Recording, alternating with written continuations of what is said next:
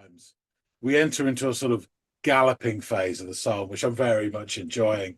And it's one of the several markers in the song that sort of gives me 80s vibes.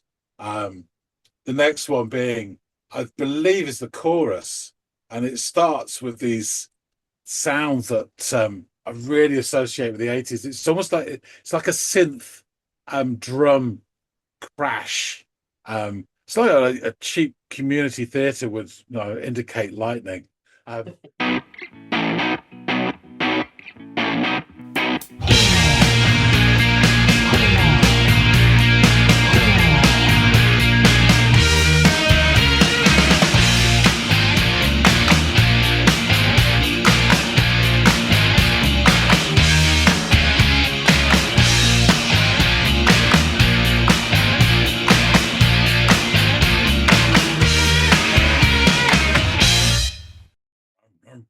Hey everybody, and welcome to another episode of Audiophiles, you bugger. My name's John, his name is Andy. Stone me, why can't you see? You're a no one, nowhere, washed up baby who'd look better dead. Your tongue is far too long. I don't like the way it sucks and slurps upon my every word. More on that later. But first we have a track to listen to. Andy, what have you got for me and all the good folks watching? Well, what I have is a track.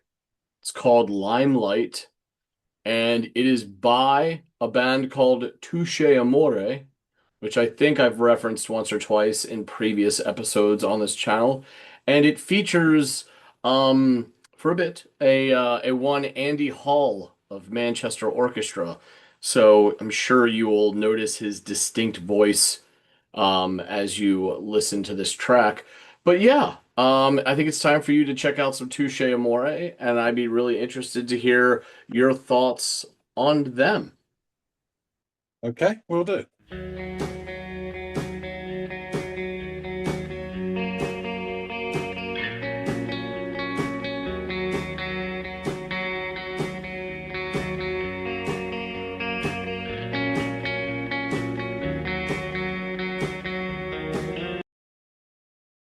Just to say, simple start. I really like the tone of the guitars. The drums sound like they're in another room, but that's fine. So yeah, nice start.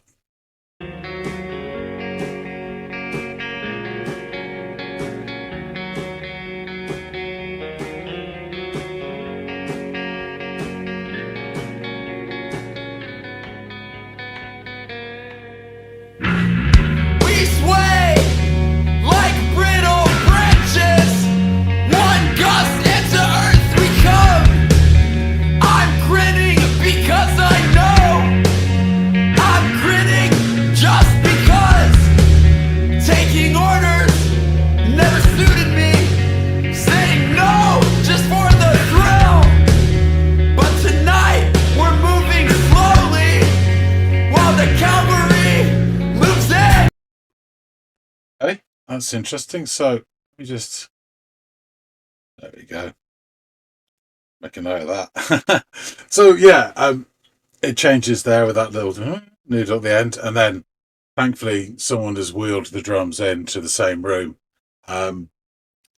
The bass sounds wonderful. The sort of guttural, like a motorcycle exhaust pipe. So yeah, it's all sounding great. In comes the singer. He's a little bit tired and emotional already.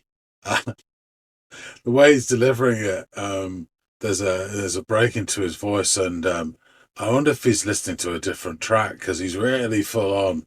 He's immediately 11. But it's interesting. We sway like brittle branches, gust and to earth we come. I guess the key word here is brittle, and he's got a bit of that in his voice as well.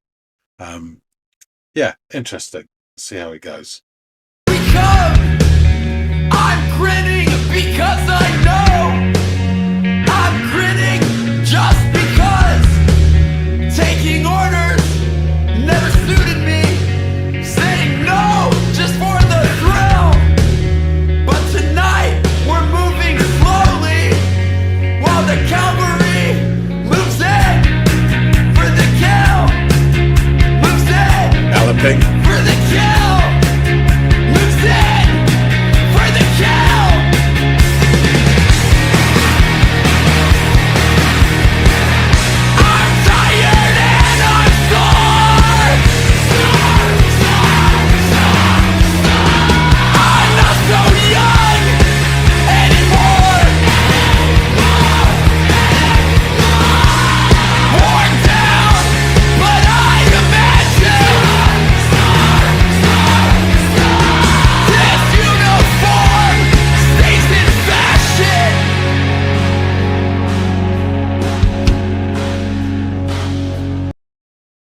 Guessing that was the chorus.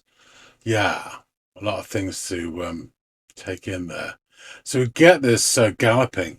It's really nice, and I'm starting to think. I'm thinking to myself, this sounds a little bit sort of 80s. And then we get to this chorus, this crashing bit, and it's almost those like those synthy kind of drums. I think we're getting some of those in with drums proper, which is sounding 80s as well. And the guitars are really sort of soaring as well. Really nice. Um, I do have to say his vocals have gone up even more a level. Do they call this screamo? I think they do. I find it slightly annoying. Yeah, not a fan. That side, it's just the chorus starts to fade. You can hear those sort of crashing synthy type drums again, but the quieter as it's going away. So it's really interesting. It does remind me of something. The guitars especially, but I kind of think what it is. But let's plow on, see how it goes. We've poured ourselves in these sweet white dying dogs. Some nights not kissing, some nights just because if we hear a crash, we can only expect the worst. But tonight, Oh, nice bass there. we're moving fast while the party resumes. The search resumes. The search resumes. The search.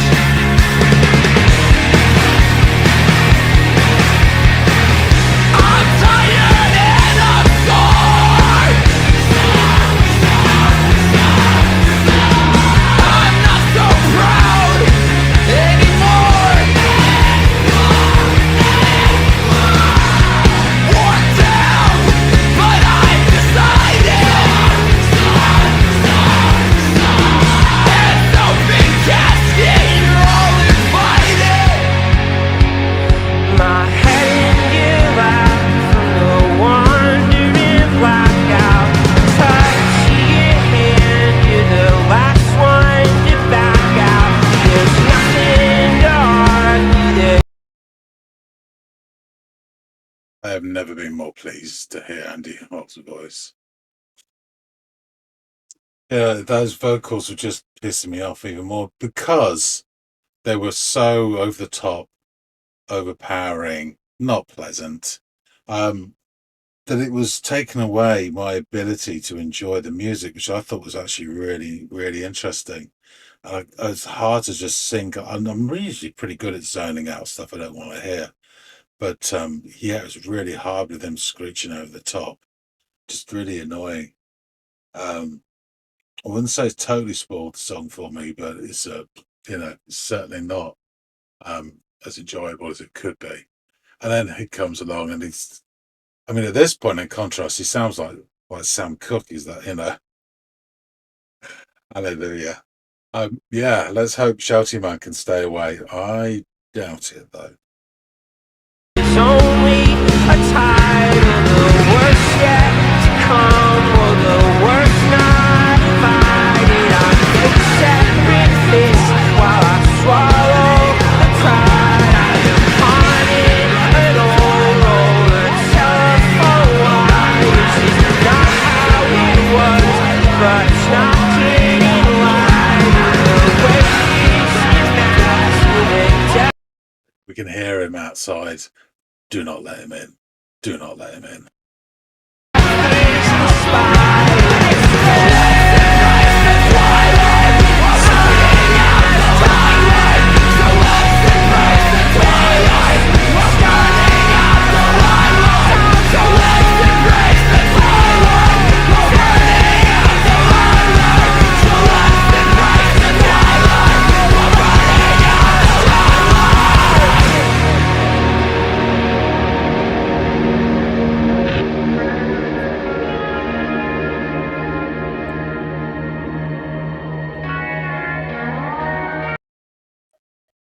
This is our best spot.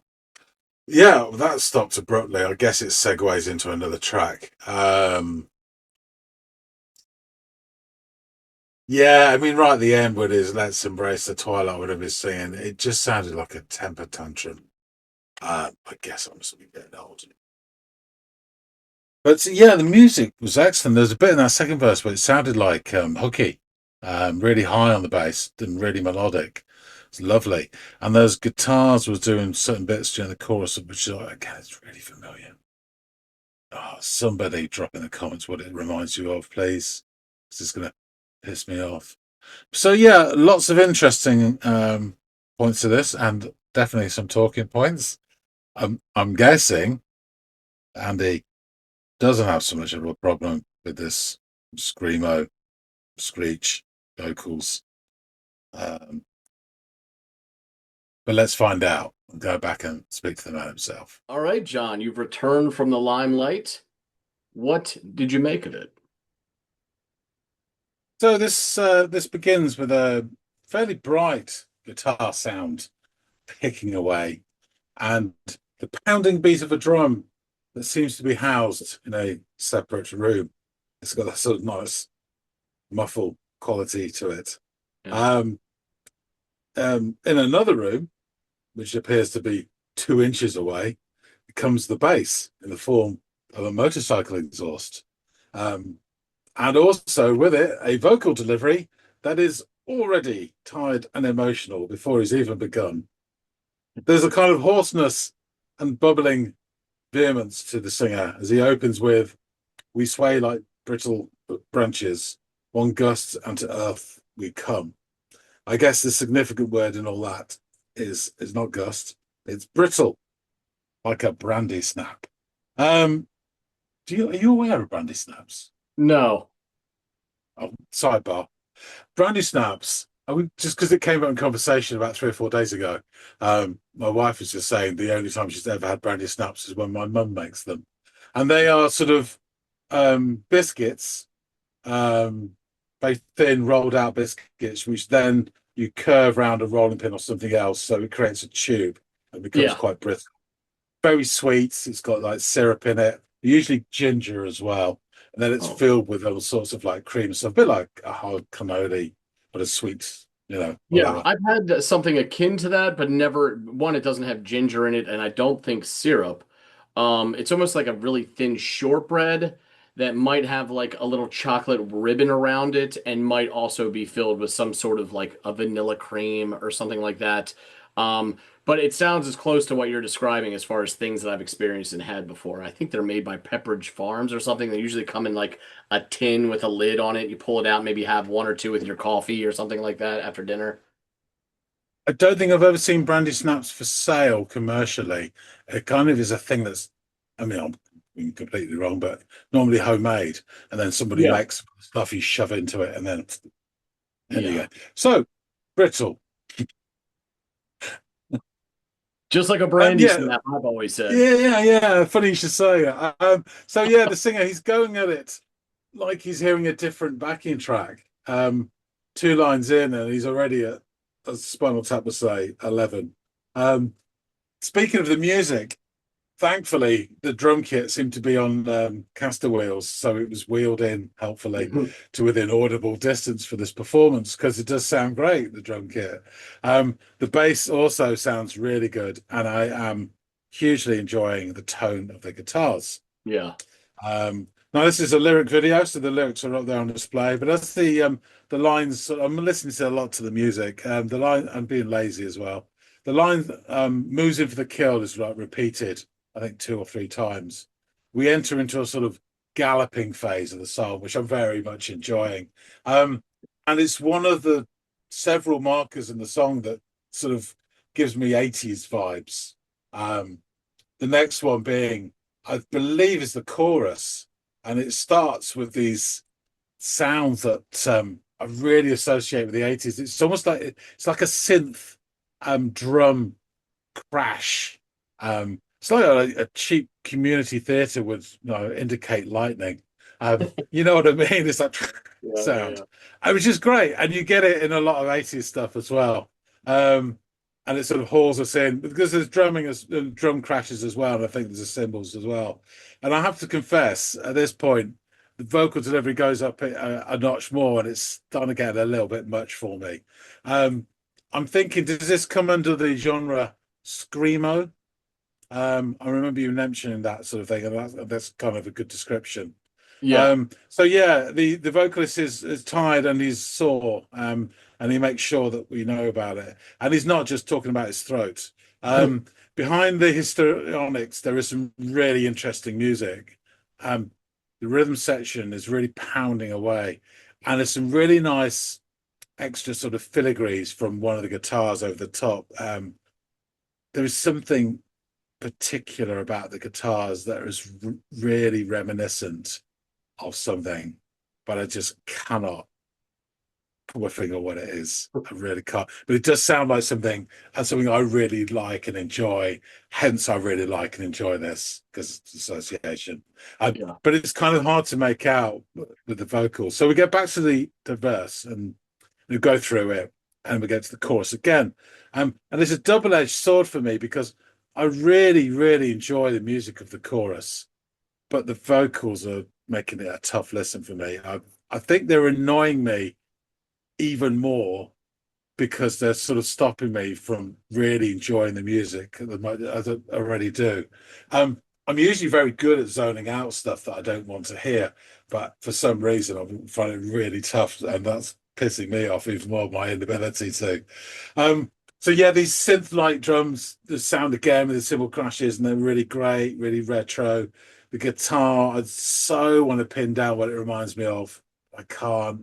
And then at the end of this chorus, I find sweet relief.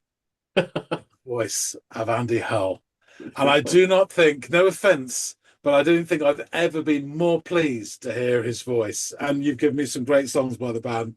But I mean, honestly, at this stage, he sounds sweeter than Sam Cooke. He really does.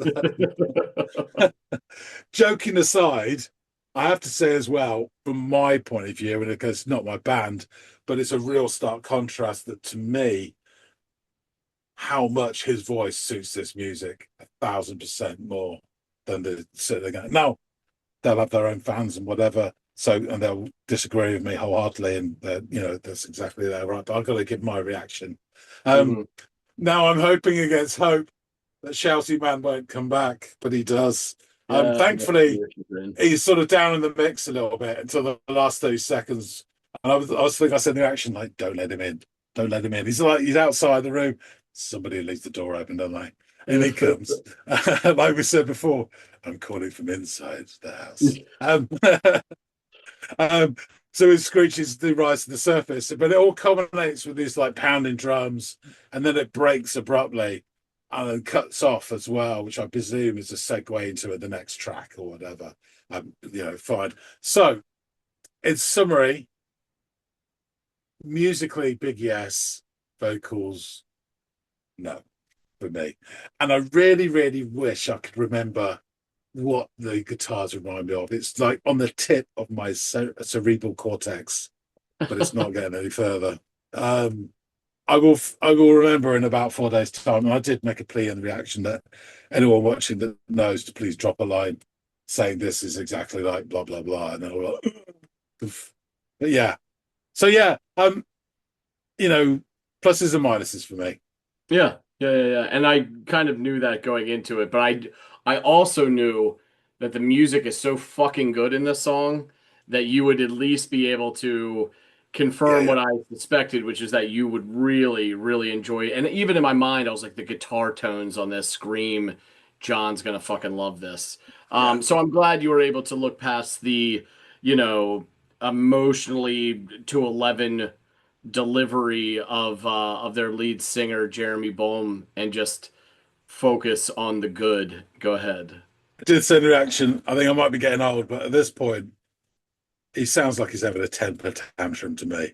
So this is perhaps the grumpy old man in me coming out. But I'd be more, if I was 20, I'd be more sort of tolerant, I guess. But yeah, I can imagine. And because I was younger, much younger than I am now, when sort of these guys came to, fame, I'm tempered to it. Like Yeah. but I can assure you that if I hadn't, someone turned this on and 40-year-old me heard this shit, I'd be like, God damn, man, just can someone calm this motherfucker down before he gets in the booth? Like, it's killing the vibe of the music. But for me, I know what I'm getting into when I listen to it, so there's not that hurdle of, you know, unfamiliarity with it, you know, that you had to clear when and clearly didn't, which is totally fine. Also, if that ever does transfer from the tip of your cerebral cortex to the tip of your tongue, let me know because I would love to hear what it is that you are quite confident you've heard elsewhere in this, like where what that song Yeah, is or yeah. what it is or whatever. Because yeah, that's interesting to me. Yeah, let's get into the band. Touché Amoré is an American post-hardcore screamo band from Los Angeles, California, formed in 2007.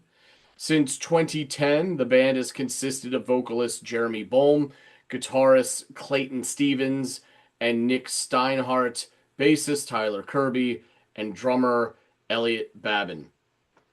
To date, the band has released 6 studio albums: To the Beat of a Dead Horse in 2009, Parting the Sea Between Brightness and Me in 2011, Is Survived By in 2013, Stage 4 in 2016, Lament in 2020, and Spiral in a Straight Line in 2024. The band is considered part of the musical movement known as the Wave, which consists of American post hardcore bands that emerged from the late 2000s through the early 2010s. Among them, La Dispute, Defeater, Pianos Become the Teeth, and Make Do and Mend. So, I know we've talked about La Dispute, and I know we've listened to at least one track by Pianos Become the Teeth. These got their touring partners, sort of contemporaries. This is the group of bands. They've been described as Pitchfork as reliably cathartic and anthemic melodic post-hardcore, while Stereo Gum remarked in 2016 of the band's style, "If arena hardcore existed, this is how it might sound." The band released their debut 7-inch demo on No Sleep Records in September of 2008. After a few West Coast tours, the band went back into the studio to record their full length entitled To the Beat of a Dead Horse. The album was recorded at Earth Capitol Studios in January of 2009, and the LP was released in June later that year. The album was released only on LP format and digital and was met with generally positive reviews from critics including Sputnik Music, punknews.org, and Alternative Press. It also made its way onto multiple best albums of 2009 lists. Touché Amoré's second studio album, Parting the Sea Between Brightness and Me, was released on June 7th, 2011 through independent record label Death Wish Incorporated. And boy, is there ever more of an emo sounding album name than Parting the Sea Between Brightness and Me? I think not. So, on brand for them. The album received praise from multiple reviewers, as well as being placed number 6 on Rock Sound's annual Album of the Year chart at the end of 2011. Across late February and March of 2012, Touché Amoré toured the UK with Pianos Become the Teeth and Basement. This tour featured Basement supporting Touché Amoré for the first half of the tour, while Pianos Become the Teeth supported the latter half. In between they headlined February and March. In between the headlined February and March dates, the band supported Rise Against and Architects in a European tour. In May of 2012, Touché Amoré recorded and released a live extended play called Live on BBC Radio 1. The band toured in support of Circa Survive in late 2012 and toured Europe and the UK with Converge in November and December of 2012. We recently did Circa Survive here on the channel. After returning home from their first tour of Japan, the band hit the studio to record a new album in Los Angeles, California, at the Seagrass Studio with producer Brad Wood, who'd previously worked with Sunny Day Real Estate, Me Without You, and Smashing Pumpkins. Two of those three bands I've introduced you to, and you are already quite familiar with Smashing Pumpkins. On June 27, 2013, the band unveiled their album title, and the September 24th, 2013 release date, Is Survived By, was released on Death Wish Incorporated. While in Europe, the band recorded a second BBC Live on Radio 1 session featuring 3 songs from Is Survived By. The band would go on to tour extensively over the next year, playing several tour dates and festival dates internationally. Touché Amoré released their 4th studio album with Epitaph Records titled Stage 4, which debuted September 16th of 2016. The title of the album takes on a double meaning, hinting at both the fact that it's the band's 4th full-length album and also the highest level of cancer staging, a reference to the fact that Baum's mother died of cancer in 2014. After releasing Stage 4, the band spent the next several months touring and playing festivals to help promote their new album, which included shows with Balance and Composure and Hum, another channel that's featured several times on the channel, a U.S. tour with Tiny Moving Parts and Culture Abuse, and festival performance at Sound on Sound Fest in Austin and the Wrecking Ball Festival in Atlanta. September 10th of 2019, the band released a new single titled Deflector via Epitaph Records. It was produced by Ross Robinson, and on February 17th, 2020, the band returned to Robinson to record their upcoming 5th album. In late July 2020, the band started mailing out flexi discs with a new song, Limelight, to fans. The song featuring singer Andy Hall from Manchester Orchestra. On July 29th, the band officially released Limelight as a single and announced their 5th studio album, Lament, to be released October 9th of 2020.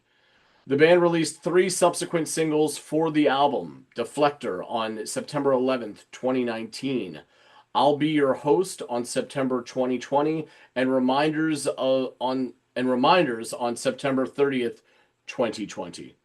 They also released 2 music videos, one for Limelight and another for Reminders, the latter of which consisted of clips of friends of the band with their pets and featured such people as Jason Allen Butler, Skrillex, Frank Iero, Keith Buckley, and Andy Hall.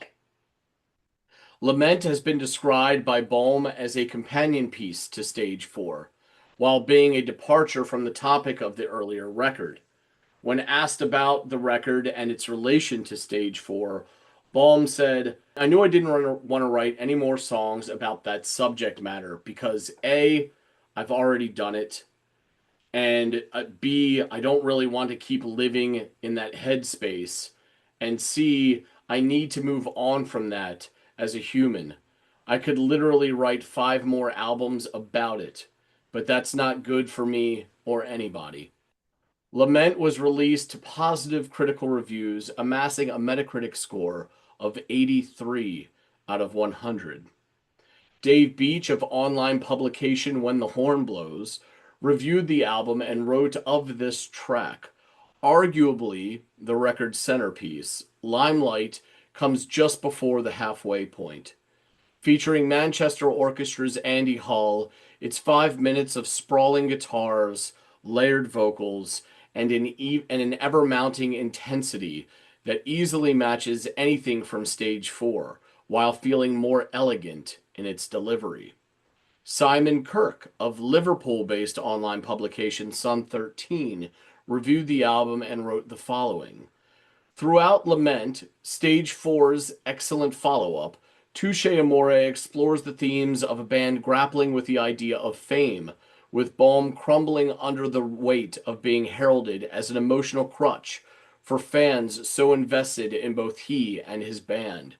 Adding of this track, featuring Manchester Orchestra's Andy Hall, Limelight is a wary, wandering track that questions why we've lost the spark of our past.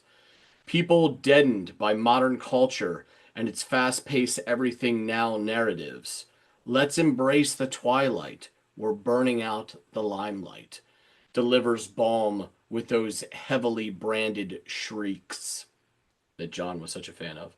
Over at channel favorite Pitchfork, another thing John's a fan of, Ian Cohen reviewed the album and had this to say of the track we listened to today.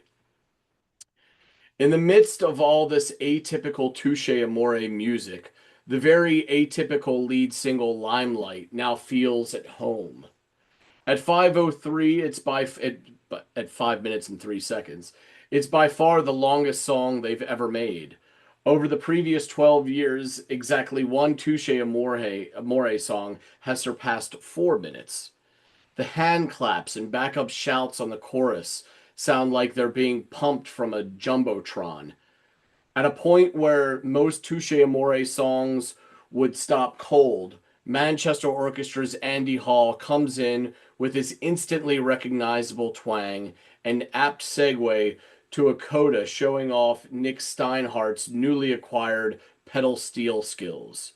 It's a sequel of sorts to Is Survived By's To Write Content, where Balm recalled a conversation he had with Hall about whether their personal happiness would eventually become a liability for their bands.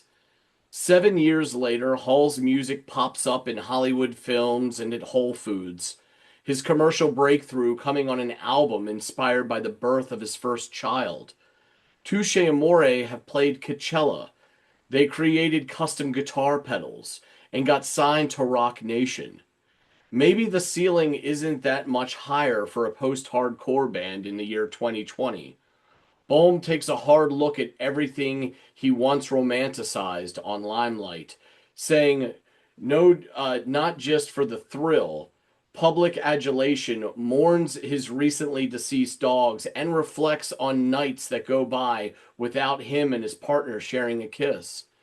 But rather than being a self-pitying dirge for washed hardcore guys, it's an empowerment for anyone who's feeling a little burnt out by anything that used to mean everything. A call to find new fires that will blaze slower and longer. For a band spooked by their status as role models, Touché Amoré still can't help but lead by example. So, let's get into these lyrics. We sway like brittle branches, one gust, and to the earth we come. I'm grinning because I know, I'm grinning just because. Taking orders never suited me, saying no just for the thrill, but tonight we're moving slowly, while the cavalry moves in for the kill, moves in for the kill, moves in for the kill. I'm tired and sore, sore, sore, sore, sore. I'm not so young anymore, more. Worn down, but I imagine sore, sore, sore, sore. This uniform stays in fashion. We've poured ourselves in these sweet white dying dogs. Some nights not kissing, some nights just because. If we hear a crash, we can only expect the worst. But tonight we're moving fast, while the past resumes the search, resumes the search, resumes the search. I'm tired and I'm sore, sore, sore, sore, sore. I'm not so proud anymore, more. Worn down, but I've decided, sore, sore, sore, sore. It's open casket. You're all invited. My head in your lap, from the wandering blackout. The touch of your hand, you're the last one to back out. There's nothing to argue. There's only a title. The worst yet to come, well, the worst not invited. I make separate fists while I swallowed the pride. I'm haunting on an old roll of telephone wires. It's not how it was, but it's not getting lighter. The weight is immaculate. The depth is inspired. It's let in, eyes tired. So let's embrace the twilight while burning out the limelight. I hold waste, stop fires. So let's embrace the twilight while burning out the limelight. I want hope, faith higher. so let's embrace the twilight while burning out the limelight. I'm lost now, lost tires, so let's embrace the twilight while burning out the limelight. Finally, Adrian Vargas of Atwood Magazine would write of this track: this single is an amalgamation of two distinct worlds, offering guttural declarations and delicate deliveries in a combined fashion. The result is an emotional toll that will reside with listeners well after each listen, but this feeling isn't of any form of despair. It's of an unfettered freedom only gained by experiencing a non-parallel beauty.